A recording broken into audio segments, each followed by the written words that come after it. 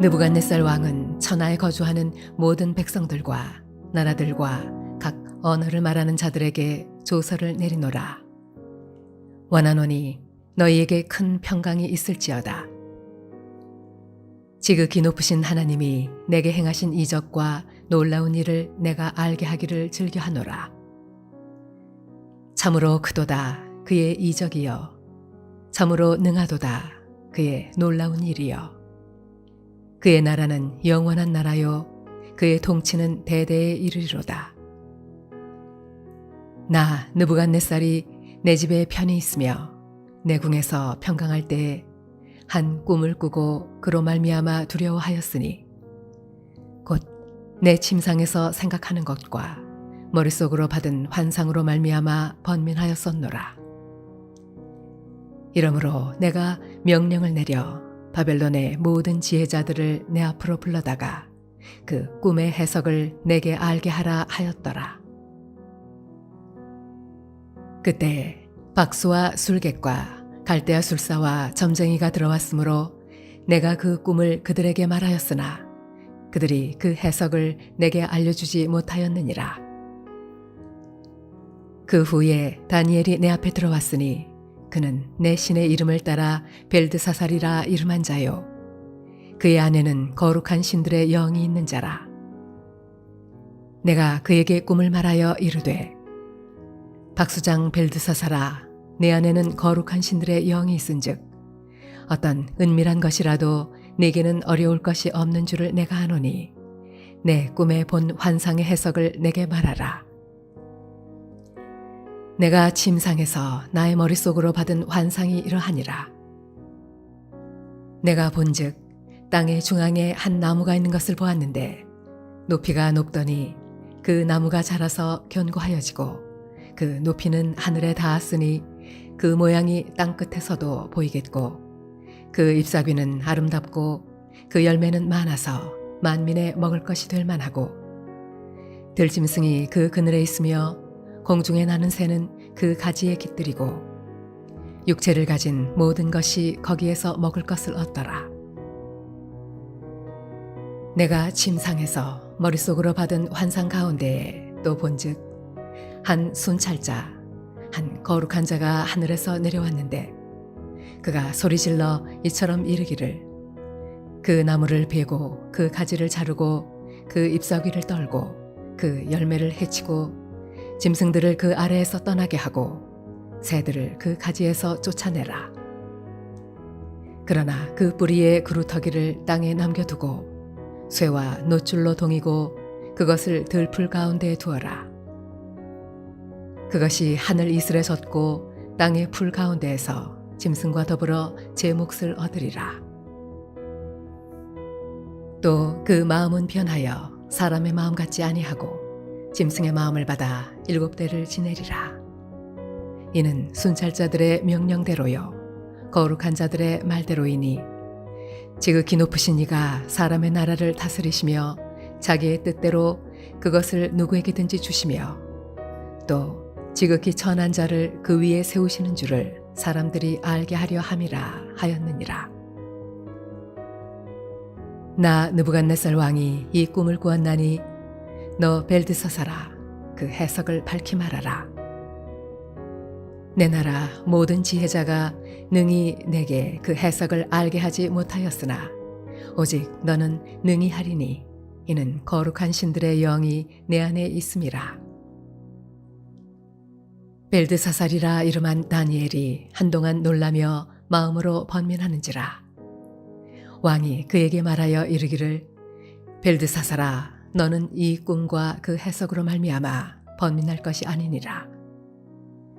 벨드사살이 대답하여 이르되, 내 주여, 그 꿈은 왕을 미워하는 자에게 응하며 그 해석은 왕의 대적에게 응하기를 원하나이다.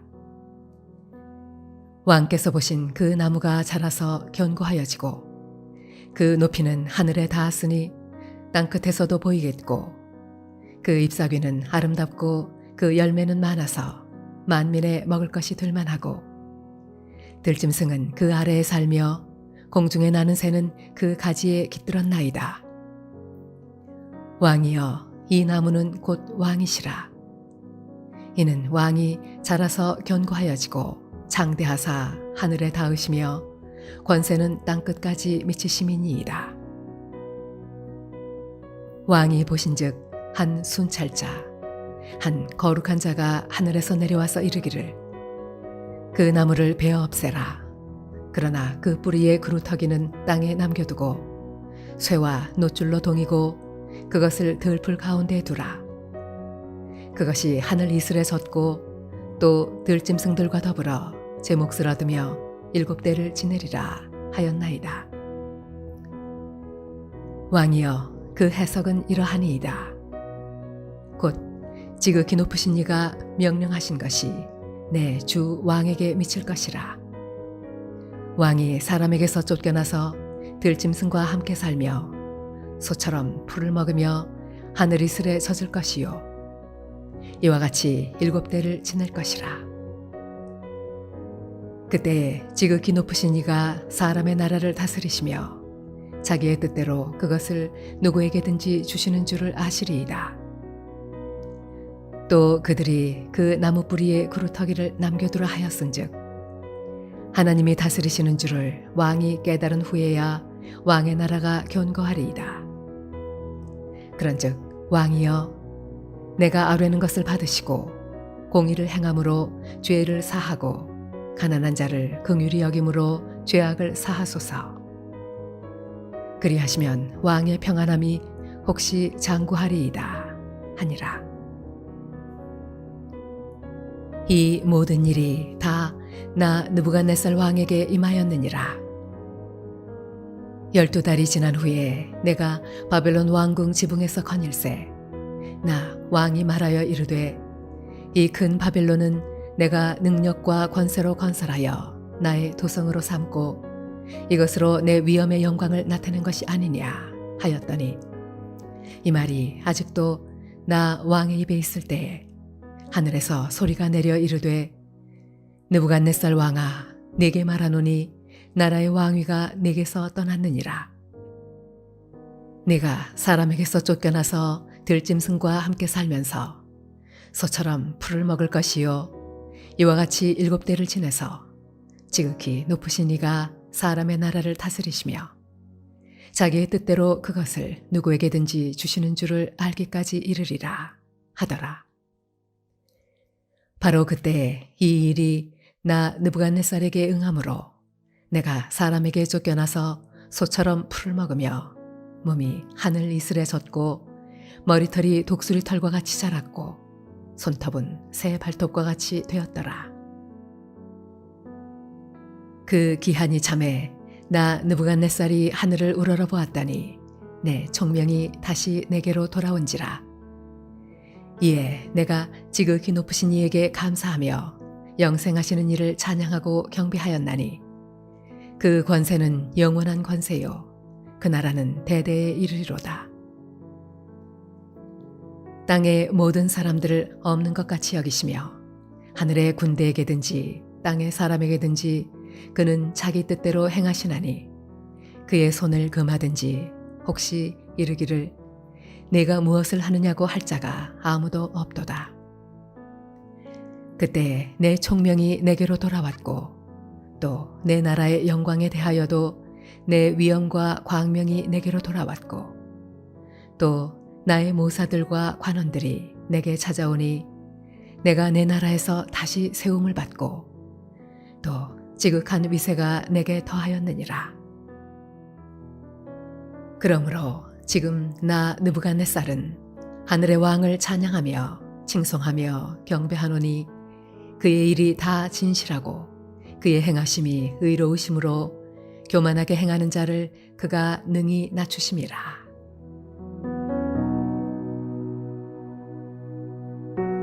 할렐루야. 오늘도 하나님께서 주시는 은혜를 힘입어서 하루를 승리하는 저와 여러분 되시길 주님의 이름으로 축원합니다. 오늘 함께 나눌 하나님 말씀은 구약성경 다니엘서 4장 4절에서 9절입니다. 우리 성도들에게 있어서 온전한 믿음이란 인간이나 세상을 의지하지 않고 하나님만을 의지하는 것이 기본이 됩니다. 그런데 사탄은 사람들로 하여금 하나님을 잊게 만들고 또 다른 것들을 의존하게 만들곤 하죠. 그래서 그 유혹에 넘어가서 하나님을 떠나는 사람들도 많이 있습니다. 출애굽 당시 이스라엘이 가장 대표적인데요. 홍해 앞에서 하나님을 의심하며 뒤쫓는 애굽의 군대보다 하나님의 능력이 보잘것없는 것처럼 여겼습니다. 또 광야에서는 늘 챙기시고 보호하시는 하나님께 오히려 그 은혜를 입으면서도 불평만 하였고요. 그리고 가나안을 앞에 두고 하나님을 의심하며 눈앞에 보이는 현실에만 집중하고 결국은 반역을 하였으며 하나님의 무서운 징계로 말미암아 광야에서 40년간 방황하다가 가나안 땅에 들어가지도 못하고 출애굽 1세대는 다 죽고 말았습니다. 오늘날 우리는 어떠하고 있습니까? 하나님의 은혜를 잊어버리거나 또 하나님의 능력과 약속을 의심하고 있지는 않을까요? 오늘 본문의 느부갓네살이 바로 그런 사람이었습니다. 이미 다니엘과 그 친구들을 통해서 하나님의 놀라운 주권과 능력을 경험했던 느부갓네살이지만 여전히 그는 믿음이 없는 자로서의 모습을 보여주고 있습니다. 오늘 우리는 느부갓네살을 반면교사로 삼아 우리가 어떤 사람이 믿음의 사람인지에 대해서 살펴보려고 합니다. 첫째는 하나님 앞에 감사하는 사람입니다. 하나님 앞에 감사하는 사람. 진정한 믿음의 사람이란 감사할 줄 아는 사람입니다. 느부갓네살은 모든 일에 있어서 고민할 필요가 없는 사람이었습니다. 4절에 보니까 가정이 편안하고 또 국가도 평안했음을 우리가 알 수 있습니다. 그런데 그랬던 어느 날 그가 꿈을 꾸고 고민이 생겼습니다. 그 고민은 하나님께서 주신 것인데요. 그가 가진 형통함과 그 평안함, 근데 그것을 주신 하나님을 깨닫지 못하고 하나님을 인정하지 못하고 감사하지 못하고 오히려 교만해졌기 때문에 하나님께서 그 꿈을 통해서 심판의 경고를 미리 알려주신 것입니다. 느부갓네살은 모든 것의 근원이 되시는 전능하신 하나님께서 주권자가 되신다는 그 믿음이 없었기 때문에 그가 가진 모든 위대함, 국가의 위대함과 강대함, 형통함과 평안함, 그가 이룬 모든 업적들이 하나님께서 주신 거라는 것을 깨닫지 못하고 하나님께 감사하지도 않았습니다. 그리고 그 결과 하나님이 주신 그 심판의 계획의 꿈을 보았지만 여전히 깨닫지 못했고 그래서 불안하고 고민했던 것입니다. 마찬가지로 우리도 지금 우리들에게 누리는 그 모든 것들에 대해서 하나님을 잊고 살아가지 않는지 우리 스스로 살펴봐야 됩니다. 감사란 기본적으로 하나님을 인정하는 데서 따라오는 것입니다. 당연한 것은 없습니다. 하나님이 지켜주시고 이루어주시고 베풀어 주신 것임을 깨달아야 됩니다. 이렇게 하나님을 인정하는 데서 감사가 시작하기 때문에 감사할 줄 아는 사람이 진짜 믿음의 사람이란 것입니다. 우리 모두 그 은혜를 잊지 말고 주인 되신 하나님을 기억하며 인정하며 감사할 줄 아는 믿음의 사람이 되었으면 좋겠습니다. 두 번째로는 하나님을 찾는 사람이 믿음의 사람입니다. 느부갓네살 왕은 하나님이 보여주신 꿈을 깨닫지 못해서 고민해하며 불안해했습니다. 그런데 그가 그 다음에 보인 행보가 무엇입니까? 오늘 말씀 6절하고 7절에 보면 바벨론의 모든 지혜자 곧 박스와 술객과 술사와 점쟁이들에게 지혜를 구하며 그 꿈에 대해 자기에게 깨닫게 해달라고 했습니다. 그러나 그들은 아무것도 그것을 깨닫지 못했습니다. 당연합니다. 하나님의 비밀을 하나님의 사람이 아닌 사람들이 하나님이 알려주시지도 않는데 어떻게 알겠습니까? 근데 느부갓네살은 하나님의 지혜를 의지하지 않고 먼저 사람의 지혜를 의지했습니다. 그러나 술사와 점쟁이들이 하나님의 뜻과 계획을 알 수 없는 것은 당연했죠. 하나님의 일, 하나님의 뜻과 계획은 하나님이 알려주셔야만 인간이 깨달을 수 있습니다. 그것이 바로 계시라는 것입니다. 감추어져 있고 인간으로서는 알 수도 없는 하나님과 또 하나님의 뜻을 알려주시는 것이 바로 계시입니다. 하나님이 알려주시지 않으면 육에 속한 자들은 하나님의 뜻을 알 수가 없습니다. 결국 그렇게 알 수 없음을 인정하고 나서야 왕은 하나님을 찾게 되는 거죠.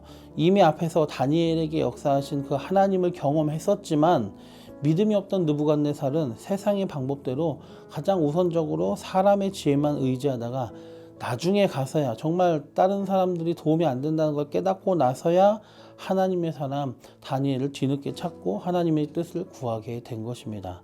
우리도 때로는 그와 같을 것입니다. 하나님을 찾고 의지하는 것을 먼저 하기보단 세상의 방법을 먼저 다 동원한 후에야 그제서야 뒤늦게 한 사람을 찾는 삶을 살고 있지는 않습니까? 빨리 깨닫고 겸손하고 갈급하게 오직 하나님만을 바라보고 하나님께 먼저 구하는 믿음을 가질 때에만 하나님의 은혜와 역사를 체험하게 될 것입니다. 예레미야 33장 3절에 너는 내게 부르짖으라 내가 내게 응답하겠고 네가 알지 못하는 크고 은밀한 일을 내게 보이리라 말씀하셨고요. 또 29장 12절에서 13절에는 너희가 내게 부르짖으며 내게 와서 기도하면 내가 너희들의 기도를 들을 것이요 너희가 온 마음으로 나를 구하면 나를 찾을 것이요 나를 만나리라 말씀하십니다. 하나님께서도 우리가 하나님을 찾고 하나님께 구하기를 바라고 계십니다.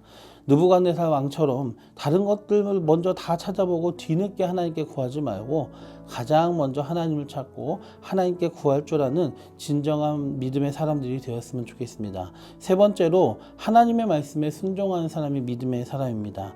하나님께서 다니엘을 통해 꿈을 통한 경고에 대한 해석을 우리에게 알려주셨습니다. 그리고 26절, 27절에 보면 다니엘도 충심으로 왕에게 권면을 하였고요. 벌을 받고 나서야 뒤늦게 하나님이 다스리신 줄 깨닫지 말고 지금 해석해 준 대로 지금부터 하나님을 인정하고 겸손하게 하되 하나님을 인정하고 진정한 겸손한 지도자가 되어야 된다는 것을 그래서 그런 사람들이 보일 수 있는 공의를 행하고 죄를 사하고 가난한 자를 긍휼히 여기라는 그 지도자로서 하나님 앞에 겸비하는 모습을 보여야 된다고 권면을 하였죠. 그런데 이 꿈의 해석과 하나님의 의도와 다니엘의 권면까지 들었음에도 불구하고 느부갓네살은 어떻게 했습니까? 30절에 교만한 고백을 하고 말았습니다. 결국 하나님이 정하신 때까지 짐승처럼 하나님의 경고대로 그렇게 살게 되었습니다. 진정한 믿음의 사람은 하나님의 뜻을 구하기만 할 뿐만이 아니라 깨닫게 된 하나님의 말씀에 순종할 줄 아는 사람이어야 됩니다. 말씀을 듣고 읽고 쓰고 묵상하고 하나님이 무엇을 원하시는지 알게 되어도 아는데 그쳐버리고 순종하지 않는다면 그건 진정한 믿음의 사람이라고 할 수 없습니다. 느부갓네살이 뭐라고 그러지 않습니까?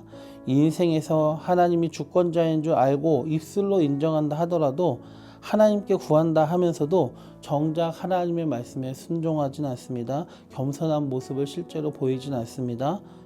그러면 진정한 믿음의 사람이 아닌 것입니다.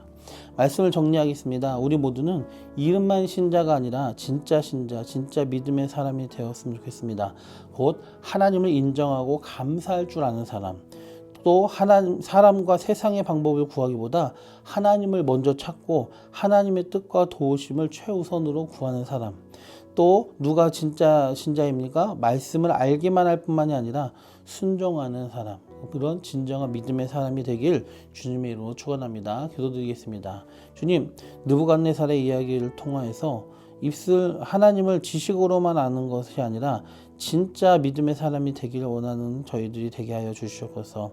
정말로 저희들이 하나님이 우리에게 알려주신 대로 그 말씀을 듣기만 하고 순종하지 못하는 사람 되지 않게 하여 주시옵소서. 하나님을 삶에서 인정하며 감사할 줄 아는 사람이 되게 하여 주시옵소서. 하나님, 저희들에게 문제와 어려움이 생겼을 때 세상의 것들을 먼저 구하기보다 하나님을 먼저 찾는 사람이 되게 하여 주시옵소서. 이런 진정한 믿음의 사람으로서 살아갈 수 있도록 주님 역사하실 줄 믿사오며 예수님의 이름으로 감사하며 기도드리옵나이다. 아멘.